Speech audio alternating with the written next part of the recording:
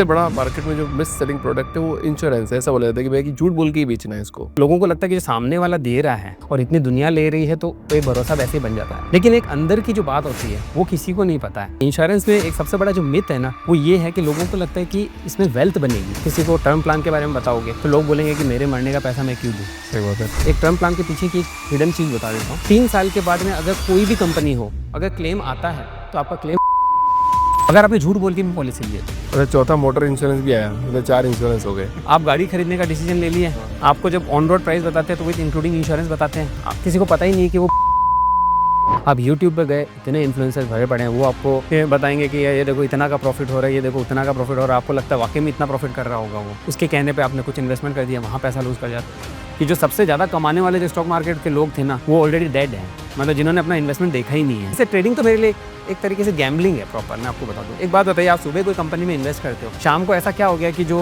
आपको प्रॉफिट हो रहा है या लॉस हो रहा है? जादू हो। पैसा अगर बैंक में भी पड़ा है ना, अगर आपने 3%, 4%, 5%, 6% एफडी से भी कमाया ना, तो भी आप हारे नहीं अपनी जिंदगी में। लेकिन आपने एक गलत डिसीजन ले लिया, आप समझ लो कि आप हार गए।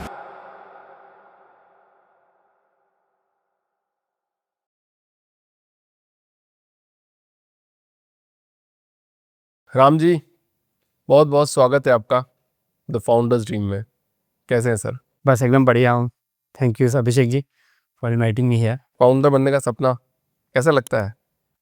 अभी सपना देख रहे हैं, मतलब इन प्रोसेस में है, तो अच्छा लग रहा है आज थोड़ा पब्लिक के सामने आके हाँ। और अपने आप के बारे में थोड़ा बता के कि मेरा क्या नॉलेज बेस है, तो लोगों को भी उसकी, वैसे अभी एग्जिस्टिंग मेरे कई सारे लोग हैं जिनको मैं मतलब एडवाइस दे देता हूँ, मतलब जो मेरे से पूछने आते हैं, कई बार उनको डाउट रहता है मेरे इस जो फील्ड है। काम के बारे में बात करेंगे राम जी, पहले अपन उससे पहले मैं बात, आपने देखो आज आप पॉडकास्ट में आए हो, मैंने आपको इनवाइट किया है।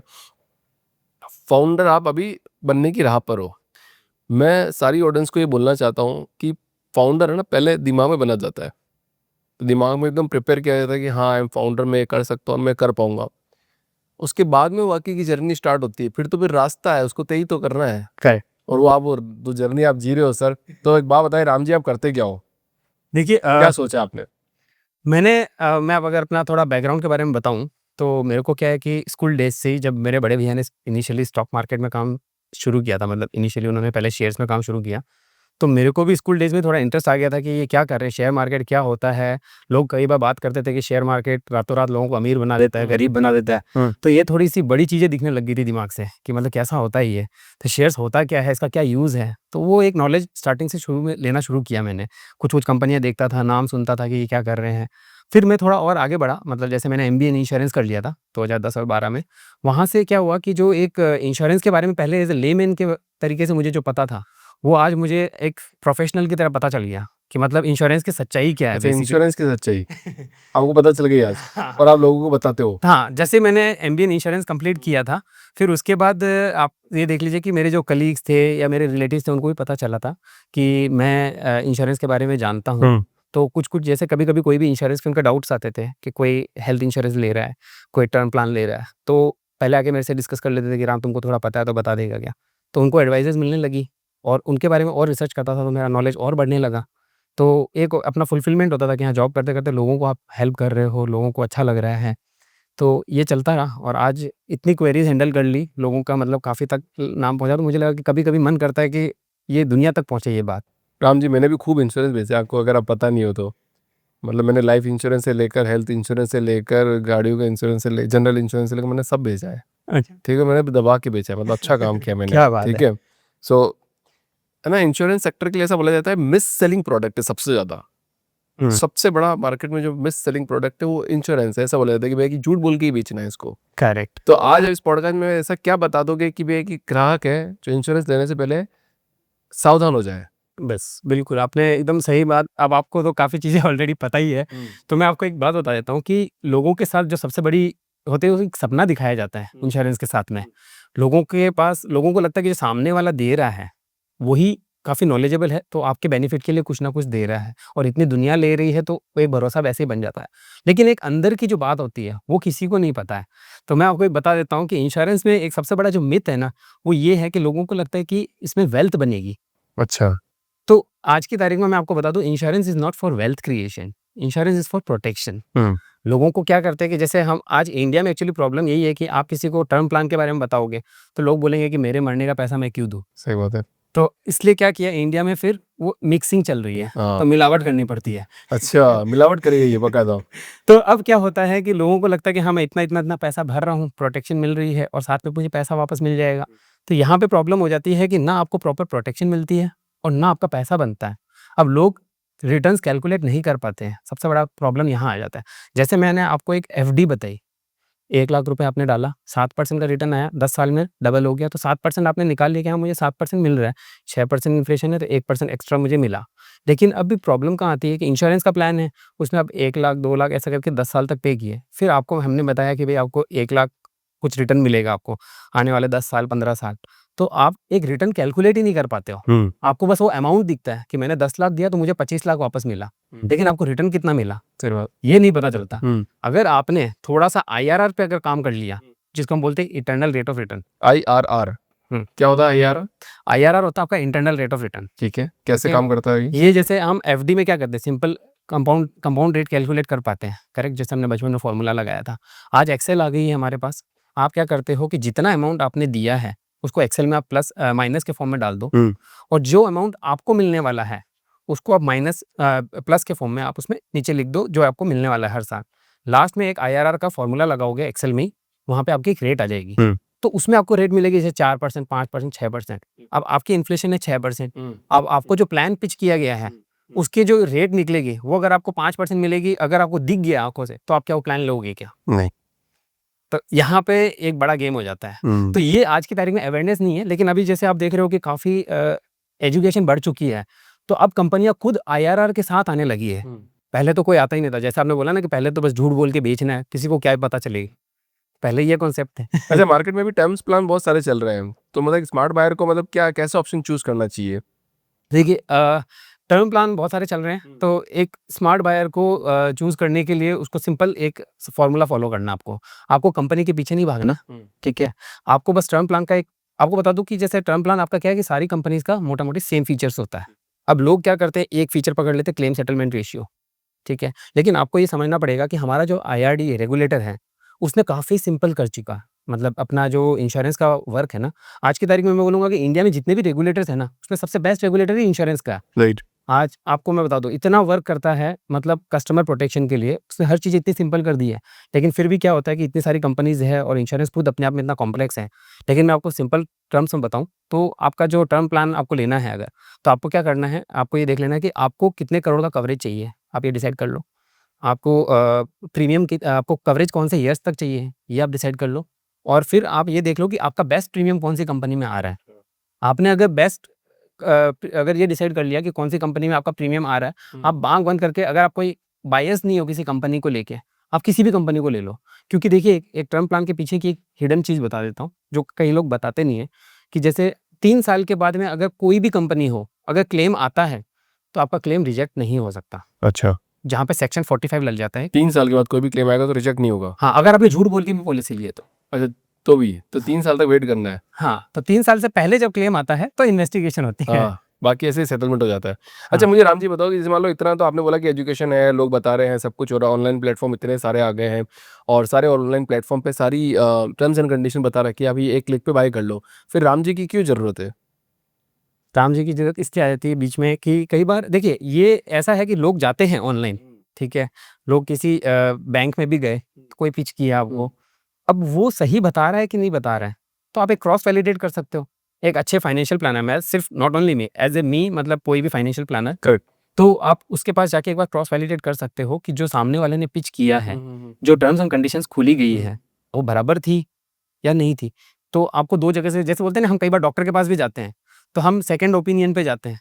तो ये क्योंकि देखिए टर्म प्लान का जो डिसीजन होता है ना, आप उसको चेंज नहीं कर सकते, एक बार आपने लिया तो। अच्छा, आपका वो लाइफ टाइम सेम तो रहता है। केयरफुली लेना बहुत। बहुत केयरफुली लेना होता है। क्या इसलिए ध्यान रखनी होती बातें टर्म इंश्योरेंस लेते समय? हाँ, तो ये एक बहुत ज़रूरी चीज़ है। अगर आपने 2 बातें अगर ध्यान से रख ली, तो मुझे लगता है कि आपको कोई कंपनी से भी दिक्कत नहीं आ सकती। एक तो आपका जो प्री एक्जिस्टिंग बीमारी है, वो अगर आपने बराबर डिक्लेयर कर दिया, मतलब आपको सही बताना है, और एक आपका जो स्मोकर और नॉन स्मोकर की कैटेगरी होती है, क्योंकि इन दोनों के अलग-अलग प्रीमियम्स आते हैं। ऐसा ही पूछा जाता है कि मतलब 10 साल पहले सिगरेट पीते थे क्या? 15 साल पहले पीते थे क्या, ऐसे भी पूछते हैं क्या? क्वेश्चन मैंने तो लिया नहीं, मेरे को ऐसे याद नहीं, पर पूछते हैं क्या? हाँ, क्वेश्चन इस टाइप से नहीं आता, बट आपसे ये ज़रूर पूछा जाता है कि करंटली आप स्मोकर हो हाँ या नॉन स्मोकर हो, हाँ।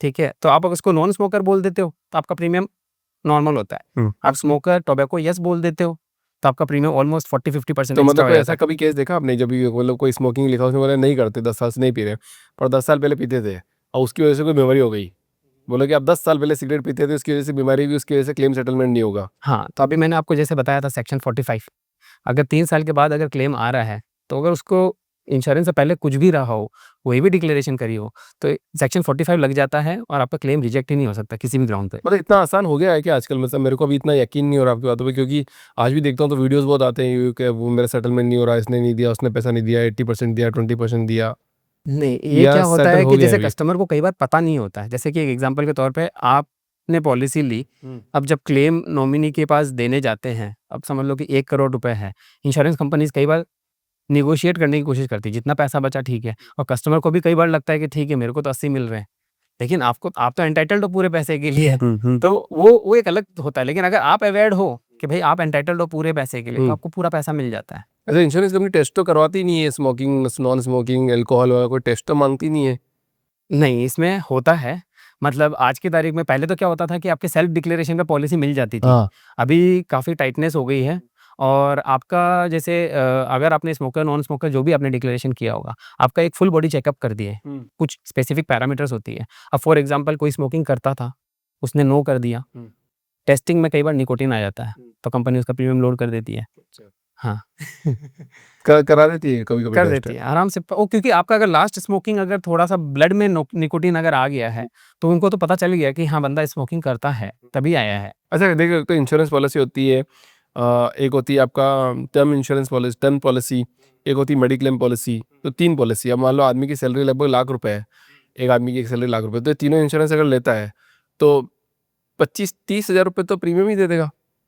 पर ये महीने का नहीं आता ना। साल का आता है। हाँ, तो ये आज की तारीख में बहुत अफोर्डेबल है। हाँ। हालाँकि मोर्टेलिटी और मॉर्बिडिटी की वजह से प्रीमियम्स काफ़ी बढ़ गए हैं, बट हमारी इनकम भी बढ़ गई है टाइम के साथ में।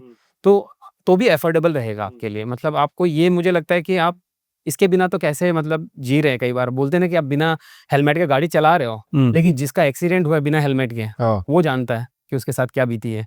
सबसे बढ़िया मेडिक्लेम पॉलिसी कौन सी है, मतलब अगर आप कोई रिकमेंडेड करते हो? रिकमेंडेड करना मत, बट फिर भी। हाँ, तो मैं कोई स्पेसिफिक कंपनी के बारे में नहीं बोलना चाहूँगा, क्योंकि मुझे पता है कि आईआरडीए के अंडर सारी कंपनी जो ऑपरेट कर रही है आज हाँ, की तारीख हाँ। में, वो सब अच्छी कंपनियाँ ही हैं, क्योंकि उनको सबको रिपोर्टिंग करनी पड़ती है हर महीने। लेकिन आप जब पॉलिसी लेने जाते हो, तो आपको एक कुछ अगर 4-5 फैक्टर्स अगर आपने डिसाइड कर लिए कि मुझे ये चाहिए, वो आपको फिर जिस कंपनी में आपको अच्छा लगता है आप ले लो। ले लो, कोई भी कंपनी से ले लो, हाँ, कोई टेंशन नहीं है। कोई टेंशन नहीं है। ऐसा तो नहीं होता कि इंश्योरेंस कंपनी भी भाग जाती है रातों रात? नहीं, कभी आज तक नहीं हुआ आज ऐसा। तक नहीं हुआ ना? आज तक नहीं हुआ ऐसा। और आपको मैं बता दूँ, बैंकें ज़रूर आपने कई बार सुना होगा हाँ, हाँ। कि मतलब ऑलमोस्ट जाने जैसी कंडीशन में आ जाती है। लेकिन आज की तारीख में इंश्योरेंस कंपनियों को इतना टाइट करके रखा हुआ है, हर महीने की जिस तरीके की रिपोर्टिंग होती है, वहाँ मतलब आपका इवन पैसा भी सेफ है और आप जहाँ से इंश्योरेंस करवा रहे हो तो आपका क्लेम भी सेफ है, कोई दिक्कत नहीं आती। तो रातों रात कोई कंपनी भागेगी नहीं हो? नहीं भागेगी, कोई चांस नहीं है। तो अगर आप एक अच्छी मेडिक्लेम पॉलिसी जब लेना चाहते हैं, तो उसके लिए आपको सिर्फ मैं आपको बता देता हूँ कि आपका सिर्फ जैसे मेन 4-5 फैक्टर्स अगर आपने देख लिए कि आप जो पॉलिसी लेने जा रहे हो, तो एक रूम रेंट की कैपिंग जो होती है, ठीक है। वो आपको देख लेना है कि उसमें ना हो। पहले ट्रेडिशनल प्लान्स आते थे, उसमें जैसे 1% ऑफ सम इंश्योर्ड लगा देते थे, तो आपके 5 लाख की पॉलिसी है, आप क्लेम लेने जाओ तो आपको 5,000 तक का ही रूम लेना है। उससे ऊपर लोगे तो प्रोपोर्शनेट क्लेम आपकी जेब से लगता था। तो आपको देखना है कि रूम रेंट कैपिंग ना हो, ज़ोनल कैपिंग ना हो। आप कहीं और दूसरे शहर में जाके ट्रीटमेंट करा रहे हो, 10-20% आपकी जेब से लग रहा है। एक अनलिमिटेड रीस्टोर नया फीचर काफ़ी टाइम से आ चुका है। Unlimited restore features? हाँ, अच्छा। तो वो क्या करता है कि आपकी जैसे 10 लाख की पॉलिसी है, आपने 8 लाख का क्लेम उठा लिया, वापस से डॉक्टर ने बोला कि फिर से सर्जरी है, तो आपके लिए आपको अगर 5 लाख फिर से देने, तो आपकी पॉलिसी में तो सिर्फ 2 लाख बचे हैं। लेकिन अनलिमिटेड रिस्टोर फिर से आप 10 लाख के लिए एलिजिबल हो जाते हो। अरे चौथा मोटर इंश्योरेंस भी आया, मतलब 4 इंश्योरेंस हो गए। तो फिर मतलब पत्नी और बेटे के बच्चे का भी कराना है। तो मोटा-मोटी कितना पहले तो मोटर इंश्योरेंस के बारे में बताओ कि मतलब सही पिक्चर मिल रही है मोटर इंश्योरेंस में ऐसे लोगों को? हाँ, मोटर इंश्योरेंस में भी आपका सही पिक्चर काफ़ी हद तक सही है। एक बहुत बड़ा मिथ चल रहा है क्या? मोटर इंश्योरेंस में। आप गाड़ी खरीदने का डिसीजन ले लिया, हाँ। आपको जब ऑन रोड प्राइस बताते हैं तो विद इंक्लूडिंग इंश्योरेंस बताते हैं, राइट। और फिर आपके साथ जब गाड़ी का जब इंश्योरेंस होता है, किसी को पता ही नहीं है कि वो बाहर से भी प्रीमियम उसका देख सकता है, करेक्ट, नहीं पता होता है, नहीं तो पता होता। आजकल नया डालने लगे तो पता चलने लगा है। करेक्ट। तो अगर आप प्रीमियम देखोगे, मतलब मेरे तो एग्जांपल के तौर पे, मतलब मेरे कई फ्रेंड्स आते हैं जब नई गाड़ी ले रहे होते हैं, तो उनको तो मैंने अवेयर कर रखा है कि भाई आप कभी भी गाड़ी लो तो एक बार प्रीमियम बाहर से जरूर चेक करना।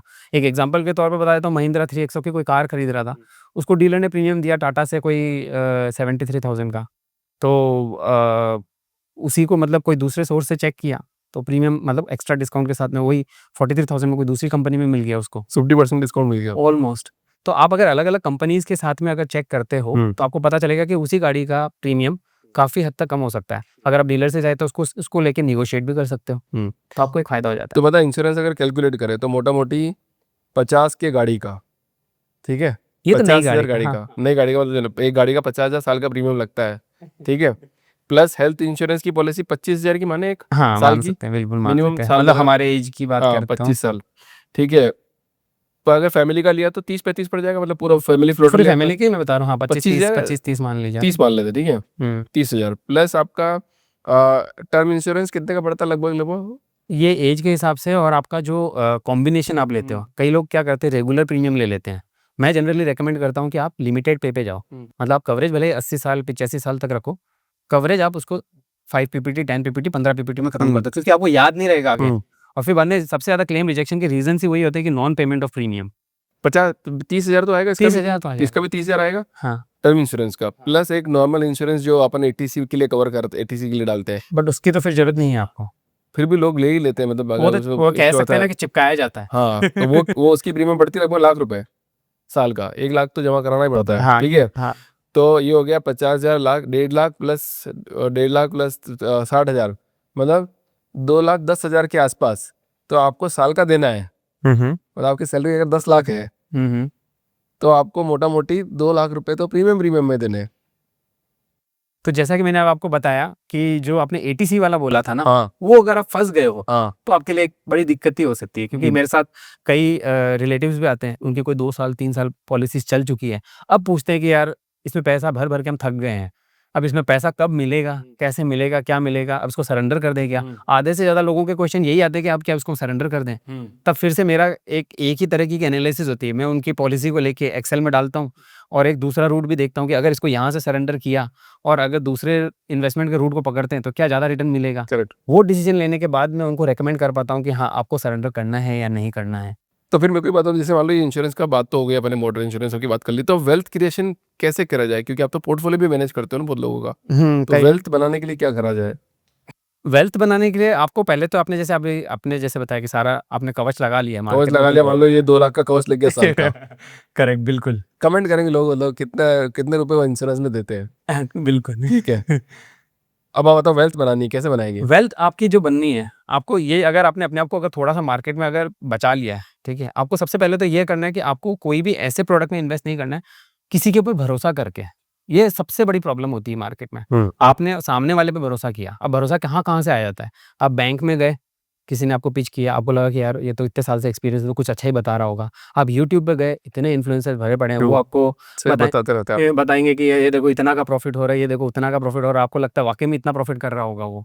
तो आप उसके कहने पे आपने कुछ इन्वेस्टमेंट कर दिया, वहाँ पैसा लूज़ कर आप। जाते हैं। करेक्ट। तो ये बहुत सारे अब कई जनों के यहाँ पे रिलेटिव्स भी किसी कंपनी के इंश्योरेंस के एजेंट बन जाते हैं। अब वो एजेंट बन गए तो उनका तो काम है बेचना, वो कहीं गलत नहीं है। लेकिन आपको सतर्क रहना है, ये आपकी ज़िम्मेदारी है कि आपको समझ में आया कि नहीं आया। जस्ट बिकॉज़ कि उसने आपको बोला तो आपने ले लिया। तो यहाँ पे अगर आपने अपने आप को पहले यहाँ बचा लिया गलत चीज़ों से, तो आप बेसिक से शुरू करते हैं तो आपकी लाइफ़ का गोल क्या है? आपको कुछ गारंटेड चाहिए कि नॉन गारंटेड चाहिए? करेक्ट। कितना डिसाइड कर लो, सिंपल है ये तो कि गारंटेड चाहिए कि नॉन गारंटेड चाहिए। गारंटेड चाहिए तो आप एफडी में जा सकते हो, पीपीएफ में जा सकते हो, सुकन्या समृद्धि वो नेक्स्ट लेवल पे आ गया, वहाँ तक जा सकते हो। लेकिन अगर नॉन गारंटेड में थोड़ा-सा फ्लक्चुएटेड रिटर्न्स अगर आपको चाहिए, तो आप स्टार्ट कर सकते हो जैसे हाइब्रिड फंड से, फिर आपके लार्ज कैप फंड से, म्यूचुअल फंड्स में एंट्री कर सकते हो आप धीरे-धीरे।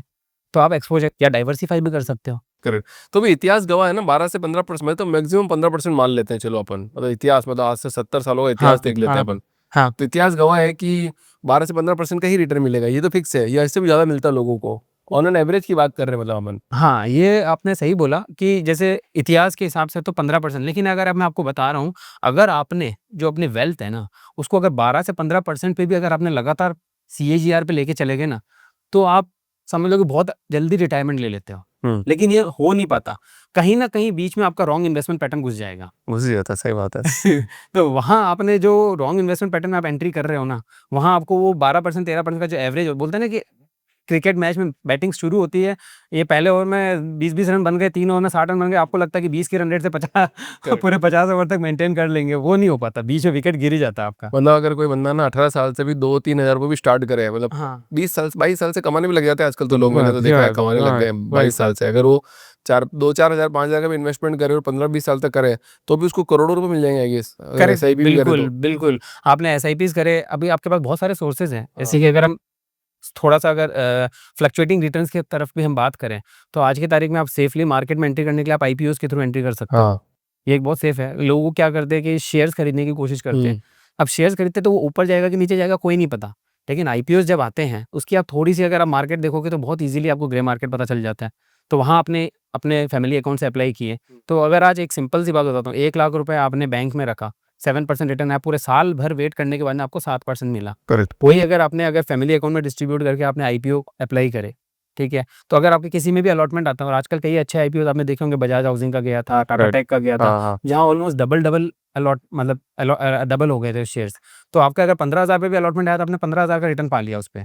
तो मतलब वो 2 साल का रिटर्न तो 1 लाख पे आपने एक ही शॉट में 3 दिन में ले लिया आप। मतलब इसके अंदर, मतलब जैसे इतिहास की बात करी मैंने, 15% का मैक्सिमम रिटर्न है, पर उसमें से भी बहुत लोगों ने 30-35% भी कमा लिया होगा उसी के अंदर से, या ज्यादा भी कमाया होगा वो तो उसी के अंदर से, या नहीं कमाया होगा कभी, किसी का बहुत ऊपर गया ये होगा, तो अच्छा गया मतलब आप होगा। ऐसे कह सकते हैं कि लॉजिकल नहीं है, बट बोलते हैं किसी की किस्मत चली हो। हाँ अब आईपीओ लगा रहे हैं, लगातार उसको आईपीओ लग गए, ये भी तो हो सकता है। तो दो वो एक केस अलग हो गया ना, एक्सेप्शनल केस हो गया। मैं इन जनरल अगर बोलूँ तो हाँ, 12-15% आप मेंटेन कर सकते हैं। तो आप स्टॉक मार्केट में भी प्ले करते हो? हाँ, मतलब मैं खुद का मतलब देखता हूँ, और कई लोग मेरे से फिर मेरे पोर्टफोलियो के बेसिस मुझसे एडवाइस लेने के लिए आते हैं। मतलब कोई एक्सपीरियंस शेयर करना चाहोगे इस पॉडकास्ट में, जहाँ पे कोई लॉस हो जाता है तो उसको लॉस को कैसे बरकरार, मतलब लॉस को कैसे खत्म करे और प्रॉफिट में कैसे जाए? इस पे मैं आपको बताना चाहूँगा कि जो स्टॉक मार्केट में लोगों का जो मेन प्रॉब्लम आती है, वो क्या करते हैं कि लोग होल्ड नहीं कर पाते हैं। अगर आपने स्टॉक मार्केट में एंट्री करी है, लोगों को क्या होता है, देखने की आदत हो जाती है। आप जैसे आपने स्टॉक मार्केट में जैसे समझ लो कोई भी कंपनी का कोई 100 रुपए में शेयर लिया, वो 100 का 105 हुआ, आपने देखना शुरू किया, अरे वाह 5 रुपए बढ़ गया। आपको एक बार को प्रॉफिट की तलब आने लग जाती है कि मतलब मैं इसको बुक कर लेता हूँ। वो जो 100 रुपए का इन्वेस्टमेंट था ना, अगर आप उसको भूल जाते हैं, क्योंकि stock market is not for कि आप इसको सुबह इन्वेस्ट किया और शाम को आपने बेच लिया और एक दिन प्रॉफिट हो गया तो अगले दिन फिर आप बराबर हो जाओगे। तो वो कभी भी ओवरऑल आपका जो बैलेंस शीट निकलेगा वो नेगेटिव ही निकलेगा। लेकिन अगर आप सिस्टम तरीके से आपने ये सोचा कि भाई जो भी मेरे को स्टॉक मार्केट में इन्वेस्ट करना है, इस पे मुझे कभी बेचना नहीं है। तो जो बोलते हैं ना कि स्टॉक मार्केट के सबसे बड़ा एग्जांपल देता हूँ कि आज एक रिसर्च आई थी कि जो सबसे ज़्यादा कमाने वाले जो स्टॉक मार्केट के लोग थे ना, वो ऑलरेडी डेड हैं। मतलब जिन्होंने अपना इन्वेस्टमेंट देखा ही नहीं है। और उससे भी मतलब सेकंड नंबर पे कमाने वाले जिन्होंने अपना पोर्टफोलियो देखना भूल गए, जिनके शेयर्स मतलब डोरमेंट में चले गए हैं। करेक्ट करेक्ट और करेक्ट। सबसे कम कमाने वाले वही है जो रेगुलर देखते हैं। वाह क्या बात बोली, तभी तो ऐसा बोला जाता है कि मतलब दादाजी ने वो एक वो खरीदा था, टायर का कुछ खरीदा, और एमआरएफ आज टायर। वो MRF टायर खरीदा, करोड़ों रुपए के हो गए, वो पर्चा निकला है आज। वाह, चलो ये बात तो बहुत बढ़िया करी। तो शेयर देखने नहीं, मतलब आपको अगर आपने खरीद लिया, ट्रेडिंग कर रहे हो तो बात अलग है। ट्रेडिंग कर रहे हो तो, लेकिन ट्रेडिंग में मैं आपको बता दूं, ये ट्रेडिंग के ऊपर मेरी एक फिलॉसफी है कि ट्रेडिंग में आपके पैसा लोग दिखाते हैं। जैसे ट्रेडिंग तो मेरे लिए एक तरीके से गैम्बलिंग है प्रॉपर। मैं आपको बता दूं, एक बात बताइए, आप सुबह कोई कंपनी में इन्वेस्ट करते हो, शाम को ऐसा क्या हो गया कि जो आपको प्रॉफिट हो रहा है या लॉस हो रहा जादू हो हो। है? तो कहने का मतलब ये है कि आप इस पे एक लोगों को जल्दी से क्या होता है कि आप यूट्यूब देखते हो, लोग बड़ी-बड़ी एडवाइसेज़ देते हैं कि स्टॉक को इतने टाइम के लिए ले लो, या कई जने ऑप्शंस की भी आजकल बहुत ज़्यादा मार्केट में चल रहे हैं कि भाई आप इतना कमा सकते हो। अब मुझे ये बात समझ में नहीं आती, लोग उसके इन्फ्लुएंस में जब आ जाते हैं, तो अगर वो बंदा अगर इतना हर साल, हर महीने जो प्रॉफिट कर रहा है, तो आज की तारीख में इंडिया में जो रिचेस्ट लोगों की लिस्ट निकालोगे, तो वहाँ तो एक भी रिच आदमी में ट्रेडर का नाम नहीं है। अगर सही वो, बात है। तो आपको ये चीज़ समझनी है कि जो बंदा आपको बता रहा है कमा के दे सकता है, वो खुद क्यों ना कमा ले, पहला पॉइंट। हाँ दूसरा पॉइंट कि मतलब वो अगर आपको मैं बता दूं कि वो जो कमा रहा है ना, वो आपके मतलब वो खुद स्टॉक मार्केट से नहीं कमा रहा है, वो आपको जो प्रॉफिट दिखा रहा है उससे उसको व्यूज आ रहे हैं, उसकी उसकी पब्लिसिटी हो रही है, उसको फॉलोवर्स मिल रहे हैं। तो वो जो बोल रहे हैं ना कि सोशल मीडिया के थ्रू जो उसको कमाई हो रही है, वो उसकी कमाई है, स्टॉक मार्केट से कभी नहीं कमा सकता। और तीसरा हिडन चीज मैं आपको बता दूं कि जो आपको प्रॉफिट दिखाता है, कई बार पूछते होंगे कि ये प्रॉफिट कहाँ से आ रहा है, फिर वो क्या करते हैं, दो पोजिशन क्रिएट करते हैं ठीक है? एक बाई की सेल कर एक बाई की पोजीशन क्रिएट करेंगे, एक सेल की पोजीशन क्रिएट करेंगे। जहाँ प्रॉफिट हो रहा होगा उस मोबाइल को उठा के उसका वीडियो बना लेंगे।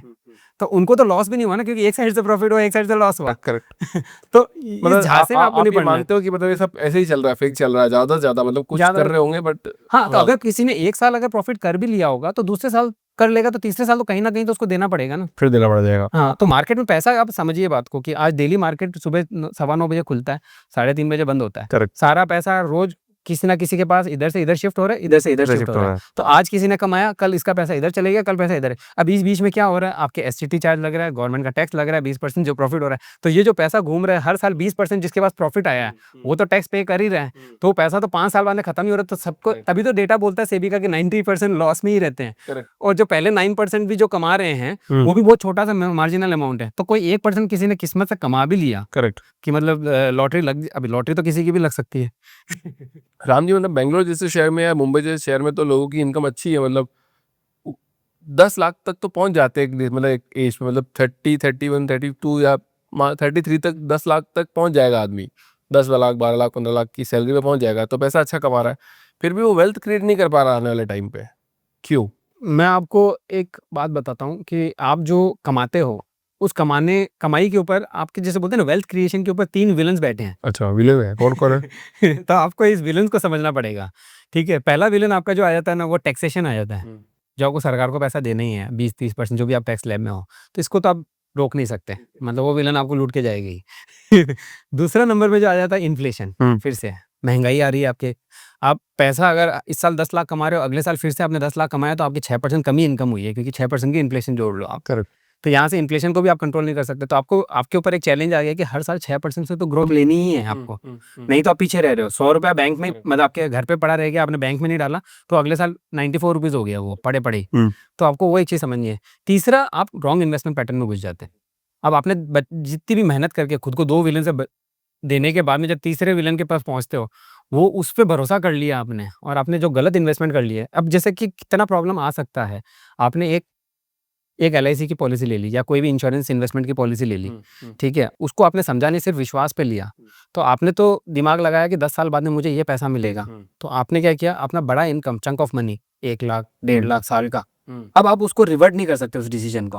आपने पहला प्रीमियम पे कर दिया, दूसरा प्रीमियम पे कर दिया, अब आपके पास रिवर्ट के चांसेस नहीं है। अब आपके पास अच्छी अपॉर्चुनिटीज भी आ रही है इन्वेस्टमेंट की, आप कहाँ से करोगे, क्योंकि आप ऑलरेडी यहाँ पे फंसे हुए हो। करेक्ट। तो आपकी वेल्थ बनेगी कहाँ से? तो आपको समझना बहुत ज़रूरी है कि कोई भी डिसीजन ले रहे हैं, आपको नहीं समझ में आ रहा है, तो आपका पैसा अगर बैंक में भी पड़ा है ना, अगर आपने 3%, 4%, 5%, 6% एफडी से भी कमाया ना, तो भी आप हारे नहीं अपनी ज़िंदगी में। लेकिन आपने एक गलत डिसीजन ले लिया, आप समझ लो कि आप हार गए वहाँ पे। Ram insurance and investment services एक आम आदमी को कैसे हेल्प करेगा? ये क्या क्या सर्विसेज से कैसे हेल्प करता है? ये बेसिकली जैसे क्या है कि मैंने इंश्योरेंस में थोड़ा कर रखा है, जैसे कि एमबीए इन इंश्योरेंस कर चुका हूँ, मैंने specialised diploma in health insurance किया हुआ है। तो सर्टिफिकेशन के हिसाब से मेरे पास आज इंश्योरेंस की टेक्निकलिटी ज़रूर पता है। तो जब लोग कई बार मेरे रिलेटिव्स वगैरह पूछने आते हैं, तो मैं उनको ऐसे-ऐसे पॉइंट्स निकाल के बताता हूँ, तो उनको लगता है कि हाँ, चलो यार, ये चीज़ तो हमने कंसिडर कर ली, तो आज हमारा डिसीजन राइट हो गया है।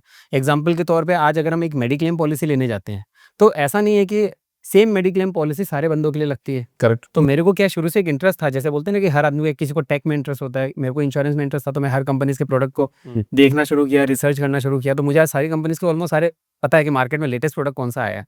तो कई लोगों को जैसे अब पहले दिन से ही बीमारी कवर करनी है, आज की तारीख में, आज एक स्पेसिफिक डिजीज़ बोलते हैं जिनको, कि जैसे piles, hernia, kidney stone, knee replacement, सब 2 साल के बाद कवर करती है। करेक्ट। पर मार्केट में कुछ कंपनीज़ कुछ प्लान है जो आपको बिना वेटिंग के वो पॉलिसी दे देती है।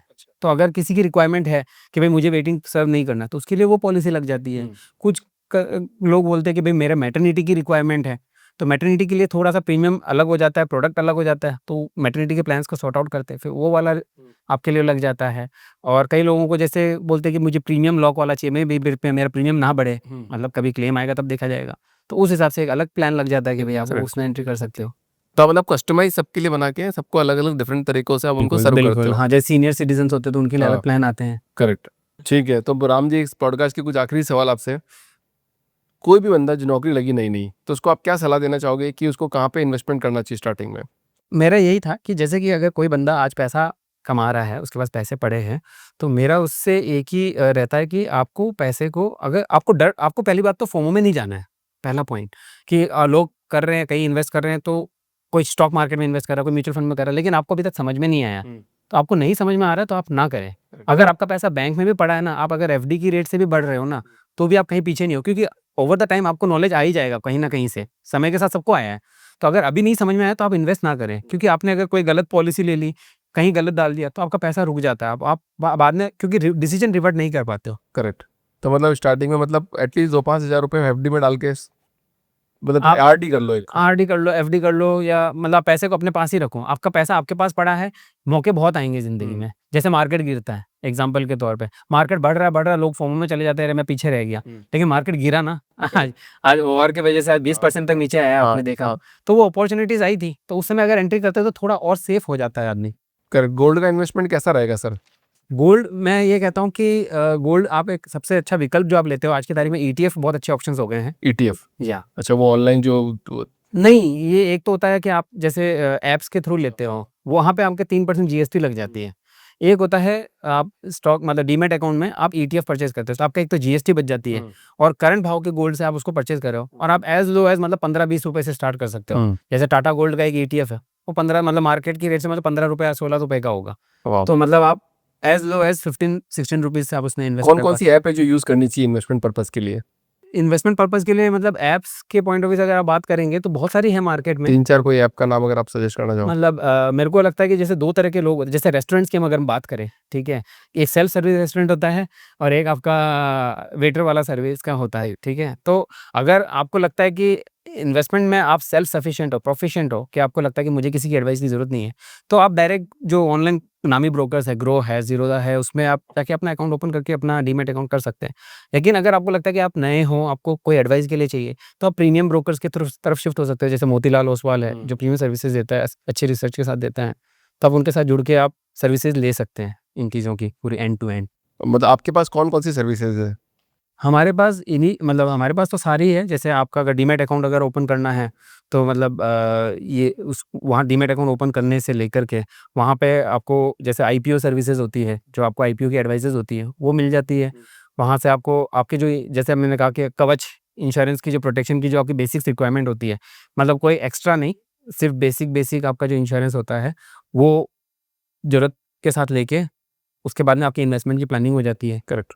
तो राम जी, फाउंडर बनने की जर्नी पे आप निकल पड़े हो, ठीक है? और मैं भी सारे लोगों से यही विनती करता हूँ कि मतलब पहले दिमाग में, जो मैंने स्टार्टिंग में बात बोली थी, पहले दिमाग में बनोगे तो वो रास्ता अपने आप कहीं ना कहीं पे तय हो जाएगा, पर आपको मेंटली बहुत स्ट्रांग होना पड़ेगा एक फाउंडर बनने के लिए। करेक्ट। जैसे आप मेंटली स्ट्रांग हो जाओगे तो आगे का रास्ता आपके पास अपने आप बनने लग जाएगा, बिल्कुल। बट उससे पहले दिमाग में बनिए। तो thank you Ram thank you sir Abhishek ji. आने के लिए, और बहुत लोगों को इंस्पायर करने के लिए। जॉब में रहते हुए कुछ काम करना है, इंस्पायर करना है, कुछ नया काम करते रहें, ताकि क्या आगे का फ्यूचर सेफ रहता है, जैसे इंश्योरेंस बिल्कुल। में फ्यूचर सेफ रहता है। Thank thank you you so Abhishek much ji, sir. Thank you so much.